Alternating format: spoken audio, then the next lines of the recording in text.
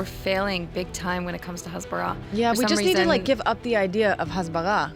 You know what I mean? Mm-hmm. We need to work on getting ourselves to like ourselves rather than begging everybody else to care. Welcome back to the ILTV podcast. I'm your host for today, Devo Klein, and joining me in the studio today, we have the lovely Margot Tuitou, who is honestly, I've been seeing a lot of your content, so it's honestly, I'm a little starstruck, I'll be honest. It's an honor to have you in the studio, but thank you so much for coming in. Thanks for having me. This is really fun. Of course, this is the ILTV podcast. This is like the rawest form of like just getting to know people so our viewers can get to know the personalities behind what they might be seeing online. So just a little bit of context for our viewers. I had a brief scroll through your socials. You have 42,000 on Instagram.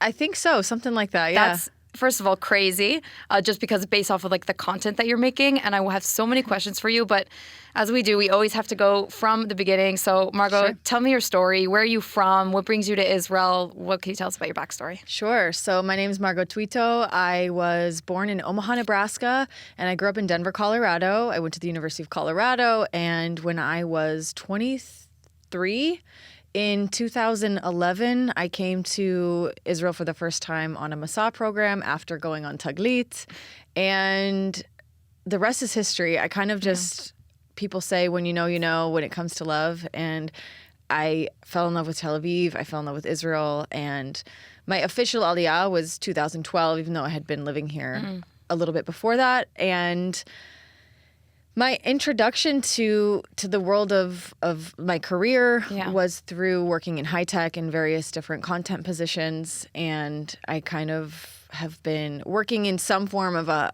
high tech content or social media role since. And like a lot of people around COVID, I started posting on TikTok and then Instagram Reels when that came around, and I started off posting a lot about lifestyle content, dating in particular, the Tomer content, who is my fictional archetype of the stereotypical Israeli guy, kind of was one of the things that people started to kind of know me for. Because it's so spot on. Thank you. It's so spot on. Like, you can't watch the video and not relate. We all know a Tomer. Who's your Tomer? There is not. I'm gonna put this on the record. I need the tea. We need There is not an official Tomer that I have based this on. It is just kind of an amalgamation of different guys that I have encountered. Interesting. So like a little pieces and fragments from like different encounters that you've had? Exactly. That's yes. So interesting. Just kind of like how Taylor Swift writes about guys in her songs, you know? Yeah. Some of them you know exactly who it's about, and some of them are just You know what? I really like that analogy. She's my idol, so. Wait, so you started making content with high tech, and at some point, obviously, the content transitioned. Instead of telling somebody else's story, you started telling your own. Yeah, so I mean, I've mostly on my personal channels kind of just been highlighting things about my life in Israel, including the dating and the lifestyle stuff and inside jokes about Tel Aviv and memes and such. But around 2021, I really started to talk more about anti-Semitism on my channel, and when Kanye West kind of was running his mouth for the first time that he started, it was just something that I wanted to speak on, and so that kind of was another pillar of my content that people resonated with. And obviously after October 7th, there was an opportunity to really try and highlight what was going on here in a truthful way as well, to the best of my ability. So yeah, no, it really is like such a transformation. You're starting, your content's one thing, and then over time it starts to shift and grow. I can tell you personally, at least like from my experience, I think you're probably one of the most prominent voices for Olim in Tel Aviv. I think that your content circulates a lot. And at the end of the day, Margot, like a lot of the things that like people might not know, they probably know because of you, and like they don't need to navigate Tel Aviv alone. So I guess my question is, have you found a community in all of this? Have you found that your content was being, taken and actually reciprocated?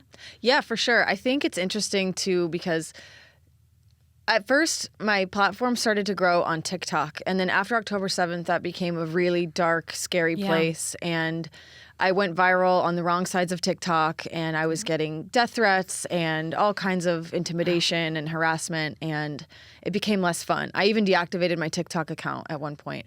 But on Instagram is where I find a lot of the community. And there are people who are amazing members of my audience, and I consider a community who rally for me and who show up and who have been with my content for a long time. And so they know it well, and they've been around for a while. So I'd say that definitely there's the online community aspect, and then just the people that I meet out and about who come up to me and share things with me. I love meeting fellow olim and olot who have been inspired maybe by anything I've said. It really feels wonderful to know that there are people who I've maybe helped or inspired in some way, and I don't take that for granted. So thank you to all the people who support and watch my content. I really love you guys. Of course. And do you think it also did something to your experience on a personal note, that like when you're going through things, you're also posting about it? Do you think it also helped you navigate Tel Aviv a little bit better? I think so, yeah, because sometimes when you teach people stuff, you become even more of a subject matter expert on it. So it definitely, it also makes me want to learn even more about the place that I live and dive even deeper so I can share that with people.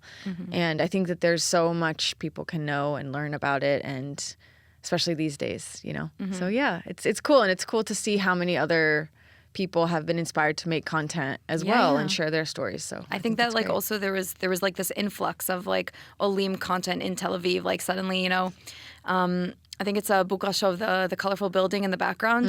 Suddenly it's in everybody's reels and everybody's TikToks. And now there's this influx of content creators. And that wasn't there in 2012 when you said that you made Aliyah, Oh, definitely right? not. When I came here on for the first time, I mean, I was just sharing Facebook posts and status updates. Right. In 2012, it was Facebook. It wasn't TikTok yet. Yeah, and it definitely wasn't, you know, content creator full-time wasn't a thing yet for the masses. And yeah, I think we maybe need to gatekeep a couple of things in Tel Aviv a little bit more. Like what? Because I think sometimes when viral videos happen about like the best coffee shops or the best matcha, and this is not to begrudge anybody who makes those videos, but I think that they really influence, as we know, the word is that for a reason, people to come. And so it's getting a little... I have a lot to say about that. A little bit, you know, like content fatigue in a way.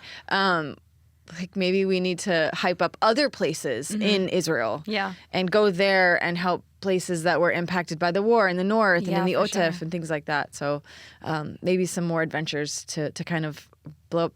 I shouldn't say blow up, to boost those businesses would be great. And Tel social Aviv's media cool, is a great, but and social media is a great tool to like get that done. Is that like your next goal, to sort of like use your platform to promote the things that you think are important, less like catchy, relatable, more like important for Margot? Definitely, yeah. I think that's always the goal, and I think that there's a lot of things about Tel Aviv that maybe deserve further explanation. Margot explains it all, after all. Literally. So there's a lot of things that I would like to show and tell Aviv people about the place that we live. So there'll definitely be a lot more of that coming soon. Stay tuned. Yeah. And I have to also address I think some of the most relatable content that you put out, it does come from like the dating scene and stuff. Yeah. What can you tell us about your dating life in Tel Aviv? If you could give us like a highlight and the worst experience you've probably ever had. Oh, man. I think the highlight for me is just that I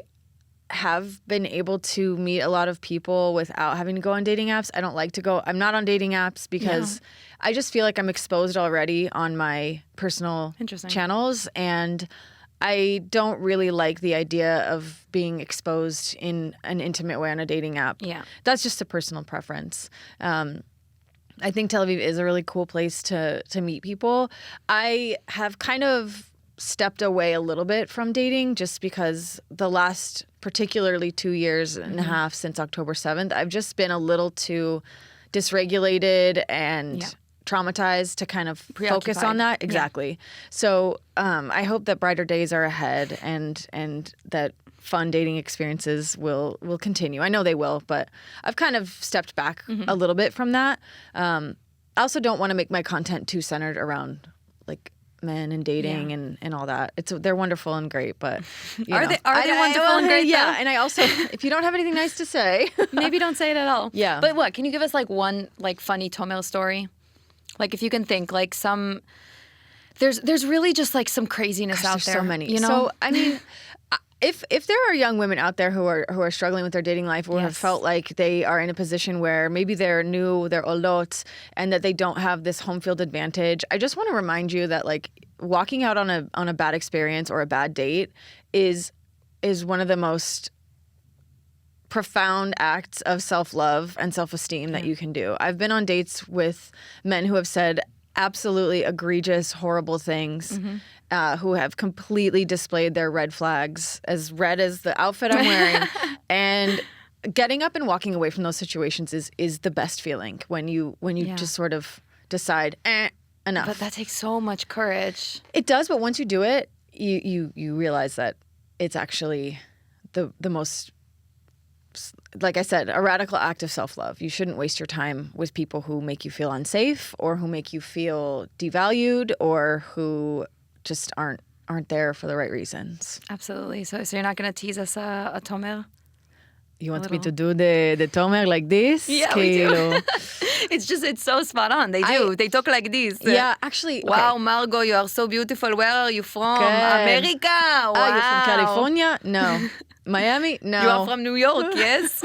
No.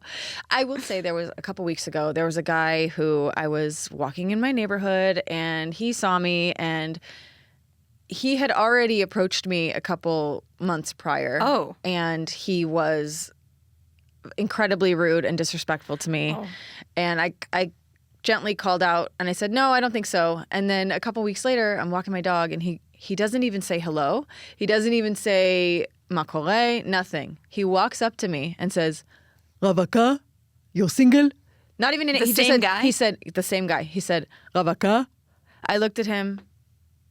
I did the, and I was like, הכרנו כבר, ולא הצלח. כאילו, wait, do you think he was doing that on purpose? Or do you think he was genuinely lost? I already blocked you. He had no idea that he had already offended me in a way that was insane. Warranted a block. And then he came up to me again, Ravaka, like a caveman, knuckles dragging. And just, I was like, no, we've met before. I've already blocked you. And he was like, and he just like huffed and puffed and walked away. So as they do, unfortunately. As they do. Yeah. But yeah, you're right. Enough about the men of Tel Aviv who come in all shapes and sizes and lovely little gvanim. I wanted to ask you about something that's happening right now in Israel. You know, we talk about your role in social media after October 7th, becoming somewhat of an advocate when it comes to anti-Semitism. You've experienced anti-Semitism, death threats online, which I can't even imagine. We have a very prominent figure in Israel right now, a streamer called Clavicular. I think his real name is Braden, which I think is hilarious because that's the name. That tracks. Really just like one of the worst people that you could ever want in your country. He has multiple allegations. He has been videoed doing the Nazi salute and singing to all the Kanye West songs. He's been seen with Nick Fuentes and all of these like horrible, horrible people. And he's walking around Israel right now. Take us away. First of all, I'm not surprised at all. And I think that we have I say this from an absolute place of love and not misandry and not man-hate. I am very, very, very concerned from the bottom of my heart for young men right now. We're seeing across all walks of Israeli life and culture a toxic level of violence, of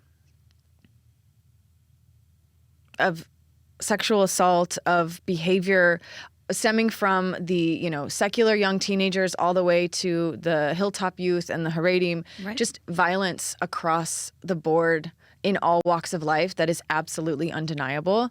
And there's a lot of things that factor into that, but I can't say that I'm surprised that young men have so lovingly embraced someone like Clavicular coming to Israel.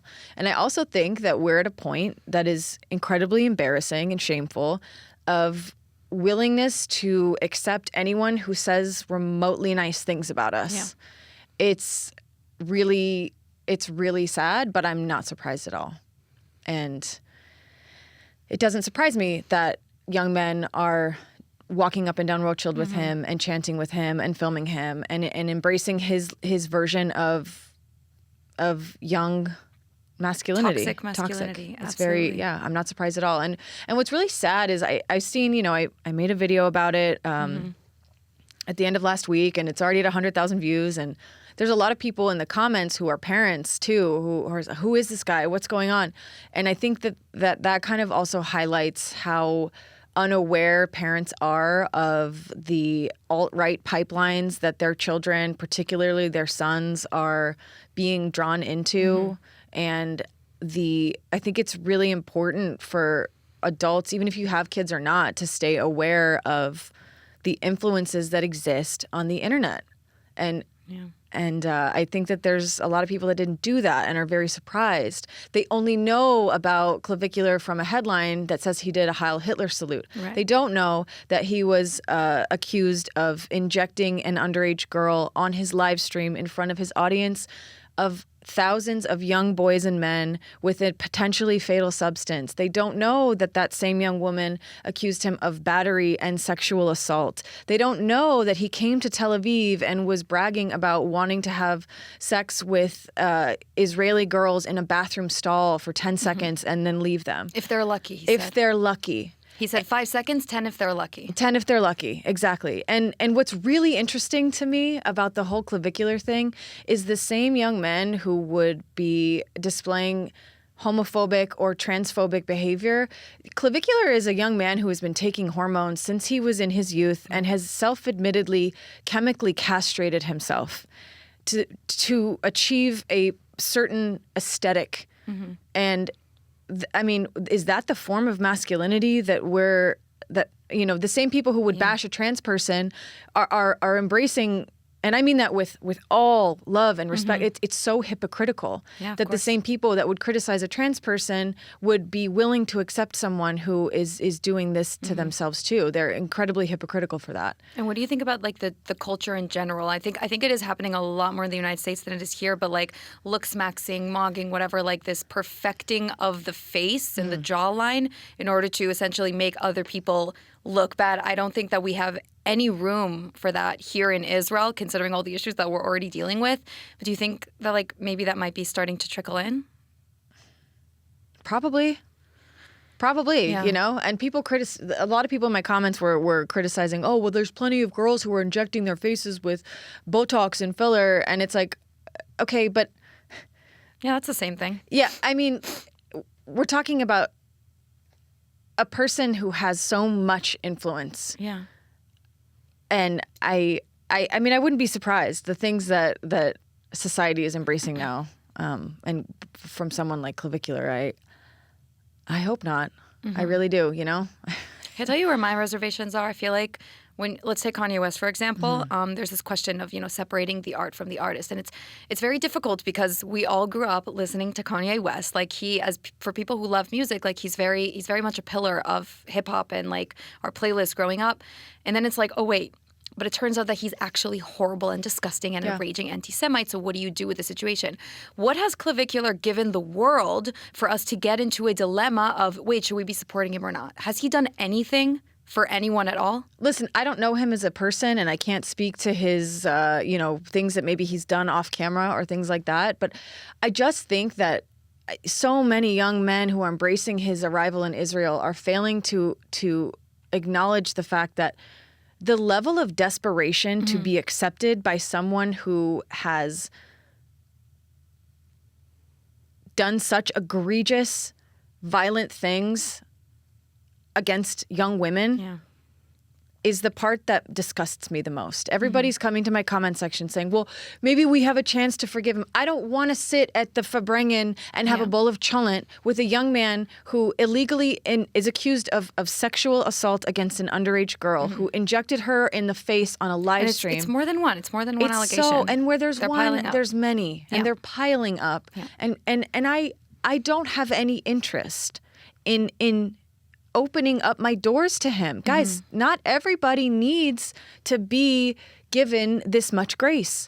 Absolutely. And it's really hypocritical to me to think that people don't like Taylor Swift's music because she talks about breakups too much. And they think that she is the most offensive, annoying person. But then they're willing to can't separate the art from the artist. Yeah, literally. I mean, if I were a man, then I'd be the man. I just think it's incredibly hypocritical. This is a predator. How long have we been, for the past 2.5+ years since October 7th, trying our absolute best to fight for the victims of sexual violence, both men and women, on October 7th, saying, believe women, believe Israeli women. And then we are embracing a predator just so that he'll say nice things about us. Guys, get up. Integrity is free. I beg you to find some. That's my take on that. That's really, really nice. And I do want to wrap this up with just a message. If you could speak to the, not to the men. We've spoken enough to them. Or to anyone. It's their problems right now. To the women, the young girls of Israel who might come into contact with him, who might be seeing it online, what would your message to them be? It would be, beware of any of your friends or any young men who are seeing this as a win. Because those guys probably don't have your best interest in mind. If they're excited to frame Mog with Clavicular, if they are excited in any way or see this as some kind of win, then that's a red flag. And people who are idolizing someone like Clavicular do not have your best interest in mind as a young woman, period. So, and it's so important. And have you been in touch with some of the recent allegations on Eyal Golan? Oh, it's a very girl. prominent speaker. It's the same crowds. It's the same people who are endorsing his behavior because of who he is, who are endorsing Clavicular. And it's really so jarring seeing the videos. I've seen so many videos. They're dapping him up. They're seeing him in the street and they go, yo, bro, and they come up to him and they dap him up. And it's just I'm now not surprised. he's gonna go home. He's gonna go back to the United States. I don't even know how long he's gonna be here for. He's gonna go back to the United States and he's gonna be like, I played them. Exactly. I And played them. anybody who thinks that he is here on some kind of goodwill ambassador mission. Did he even say that? No, Did he even and say he was also going to? it highlights the massive media illiteracy issue. If anybody thinks that he is here to try and do right and do good, they're being trolled. They're being trolled, and they are displaying an impressive misunderstanding of internet culture, of the alt-right culture, of the manosphere, and all in the attempt just to try to get embraced by some. We don't need to be embraced by him. Yeah. Why are we so desperate to be embraced by someone like that? Is my bigger question. Why are we willing to forgive that just so someone will say nice things about us? Get up. Do you think that maybe this has to do with the failed Hasbara, where Israelis are so desperate to be seen as loving people, as for who we are?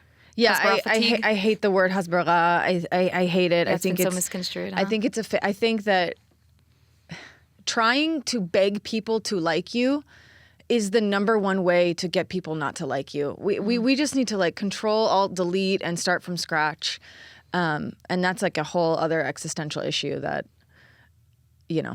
And so and I'm in that world too, so I understand. Yeah, and I want to ask you, as Margot Tuitou, I want to step away from Clavicular for a second. Please. Do you have any plans to sort of, obviously we discussed the evolution of your content. It started out a little bit more personal, and then, October 7th happened. You've encountered anti-Semitism. Is it on your radar to be a more vocal advocate for anti-Semitism online? Yeah, and I also think that just showing up as you are and not, again, not trying to get.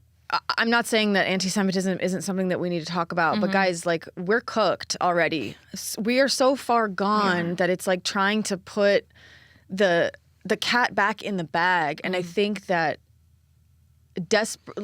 I know we want to walk away from the Clavicular thing, but desperate attempts to get someone to like you online and things like just begging people to care is not necessarily our best strategy. So what is? What would you suggest? You have a lot of experience with social media. You actually know the back ends of social media. You know how algorithms work. You know what they pick up. How do you get exposure and, traffic without pissing people off, essentially? Well, you're always going to piss people off. I'm always going to piss people off. There's plenty of people out there that I piss off all the time.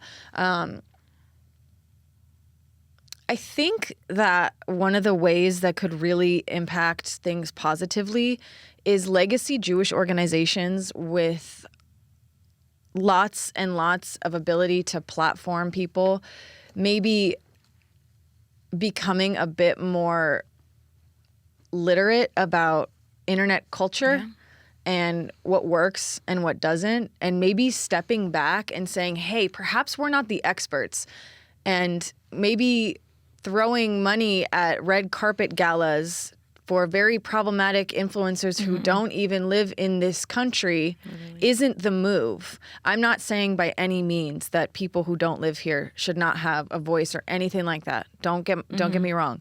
But I think that a lot of voices outside of Israel who are talking about Israel have been platformed and have spoken over a lot of the voices here. Maybe because we don't have access to those Jewish organizations or those legacy orgs or those red carpet events where people get platformed that maybe shouldn't be. I think we really need to just like re-strategize. Yeah. And if I have an exact answer right here on the mic, maybe not necessarily, but I think that there's been a lot of platforming of really problematic voices, to be honest. Absolutely. And we're failing big time when it comes to Hasbara. Yeah, we just need to like give up the idea of Hasbara. You know what I mean? We need to work on getting ourselves to like ourselves rather than begging everybody else to care. Yeah. Because guys, they don't. And the way, like, can anyone point to Hasbara efforts, begadol, like really that have yielded some kind of net positive? I'm sure there are some, but I don't think that we're going to get online and in these polarizing environments and with these algorithms that are literally designed to be addictive and shocking and to rage bait and to polarize people. Yeah. I can't see where that's been something that has been super successful so far. Interesting. And so when we go back to the topic of like your future, when it comes to the content that you're putting out, what are you going to focus on? I really want to focus on I want to focus on real life. I want to focus on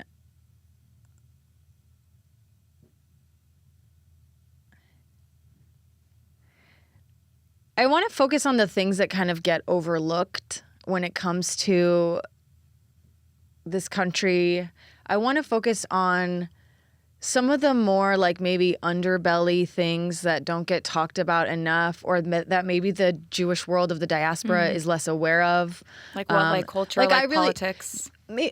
Yeah, I mean, obviously, we have one of the, if not the most important election in Israeli history coming up. Right. And I think that one thing that I would want to encourage Olim to do is feel like you actually have a voice. Just because you're new here or just because you weren't born here doesn't mean that you don't have the ability to make a difference. It doesn't mean that you don't have a right or an opinion or the right to speak on that opinion.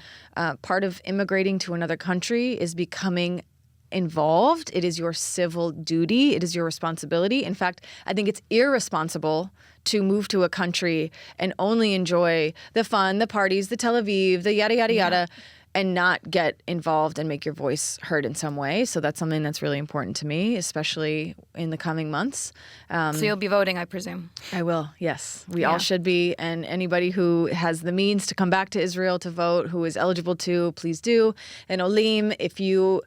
Look, a lot of people say, well, I just don't know enough about politics, but you're holding your phone in your hand. You have an information box in your hand where you can find out, there's biased information out there, but you can discern for yourself figure out the issues that matter to you and figure out who the people in this country, leading this country, where they stand on those things.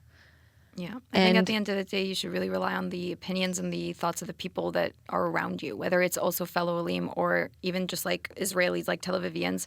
Listen to what they have to say because they experienced it and they have what to say. Yeah. And figure out where you fit into that and what you disagree with and what you don't. I'm not telling anybody what to believe, even though, maybe it sounds like I'm lecturing, but, at the end of the day, it's ultimately up to you. And the fact that we have the choice, especially as women living in the Middle East, if you're not voting as a woman in the Middle East, as one of the only places where you can still do that, that to me just also seems like such irresponsible behavior too.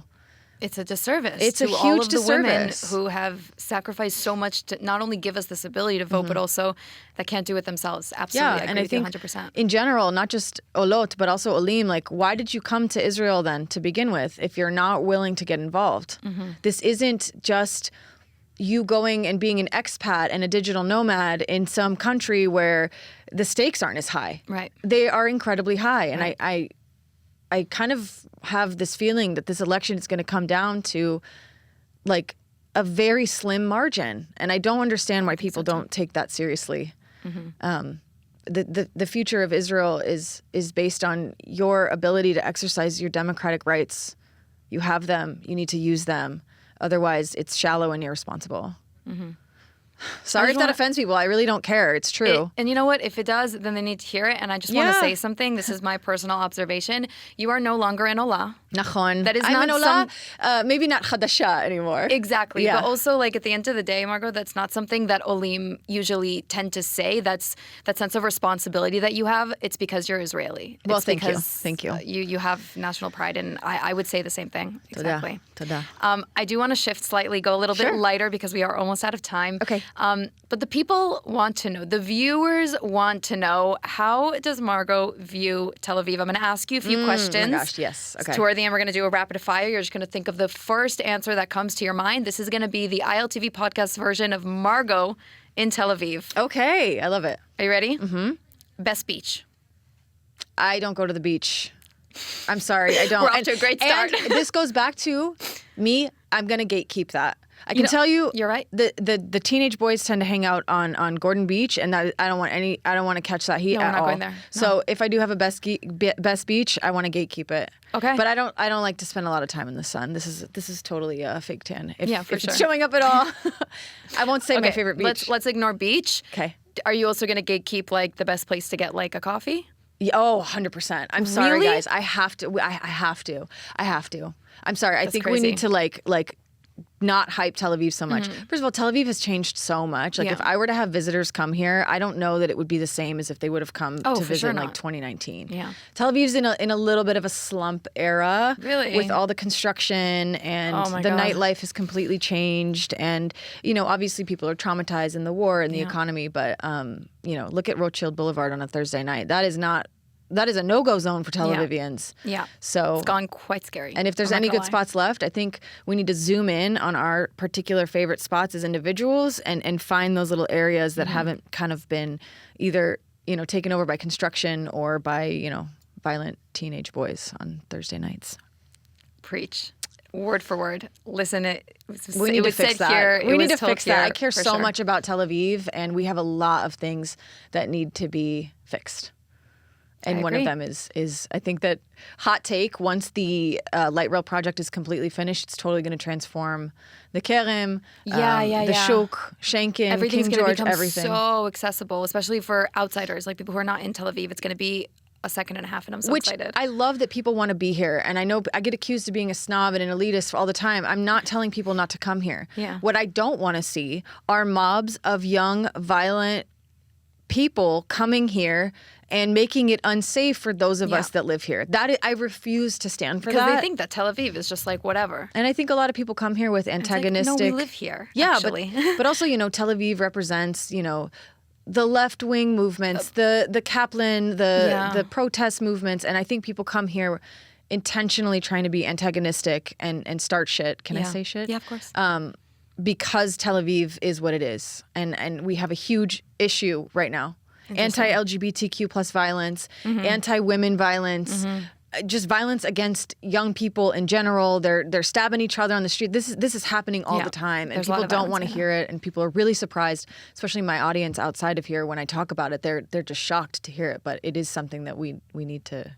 Yeah, it needs to be hear. highlighted, or else I know it that maybe gets wasn't swept under the rug. rapid fire. No, you were but going that for, was like but- the questionnaire. But now we could do the rapid fire, and I can give you two options, and you can choose. So Okay. that way it's light All right, and happy. I'll follow the rules. I'll try. For example, coffee or matcha? Coffee. Coffee? Yeah, I used to be a matcha girl, but I think I was just playing into the trend. I'm a coffee girl. Me Coffee. too. I Diet hate Coke all the matcha. way, not Cola Zero too. No. Yeah, Diet No, Coke. you didn't. Yeah, I said it here first. That was going to be my next question. Oh my Are God, you are you not on the serious? zero train? No, Diet Coke all the way. That's like your final pass to becoming like actually Israeli. I can't. There's such a kriza here. It's I insane. can't. And when I see it in the stores, like I just buy it all. Diet Coke all the way. It's better Wedding, than Coke Zero. A thing with the friends. There's always a bottle of Coke Zero. I know. Like it's and very it's fine. Israeli. It'll do in a pinch, but I'm a Yeah. Diet Coke girly all the way. Interesting. Yeah. Okay, so I asked you coffee or matcha, techno or transim? Taylor Swift. Taylor Swift? I can't. I'm sorry that